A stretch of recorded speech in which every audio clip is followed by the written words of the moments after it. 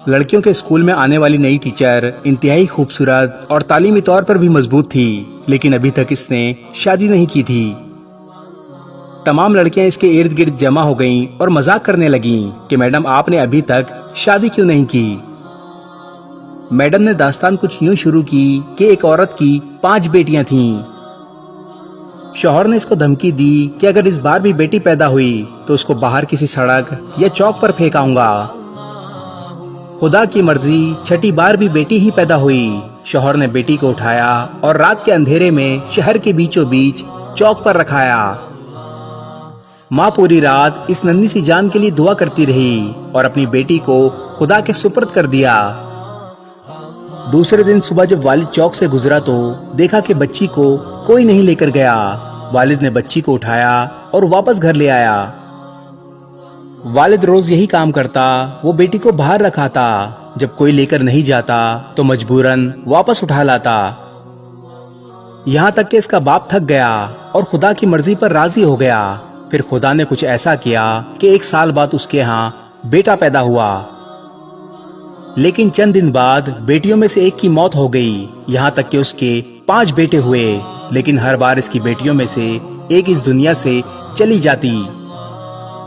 सिर्फ एक ही बेटी जिंदा बची और वो वही बेटी थी जिससे वो बाप जान छुड़ाना चाहता था और रात को चौक पर रखाता था। माँ भी इस दुनिया से चली गई। उधर 5 बेटे और एक बेटी सब बड़े हो गए। टीचर ने कहा, पता है जो बेटी जिंदा रही वो कौन है? वो मैं हूँ।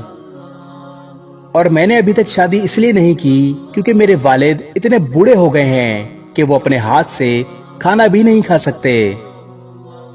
कोई दूसरा नहीं जो इनकी खिदमत करे, बस मैं ही इनकी खिदमत करती हूँ। और 5 बेटे कभी कभार आकर बाप का हाल चाल पूछ लेते हैं। वालिद हमेशा रो रो कर मुझे कहा करते हैं, मेरी प्यारी बेटी, जो कुछ मैंने बचपन में तेरे साथ किया इसके लिए मुझे माफ कर देना। मैंने बेटी की बाप से मोहब्बत के बारे में एक किस्सा पढ़ा था कि एक बाप बेटे के साथ फुटबॉल खेल रहा था और बेटे का हौसला बढ़ाने के लिए जानबूझकर हार रहा था। दूर बैठी बेटी बाप की शिकस्त बर्दाश्त ना कर सकी। वो दौड़ते हुए अपने बाप के पास आई और लिपट कर रोते हुए कहने लगी, बाबा आप मेरे साथ खेलें ताकि मैं आपकी जीत के लिए हार सकूं। सच ही कहा जाता है, बेटी बाप के लिए रहमत होती है। इस वीडियो को शेयर जरूर करें। हो सकता है आपके एक शेयर से ये बात किसी के दिल में उतर जाए।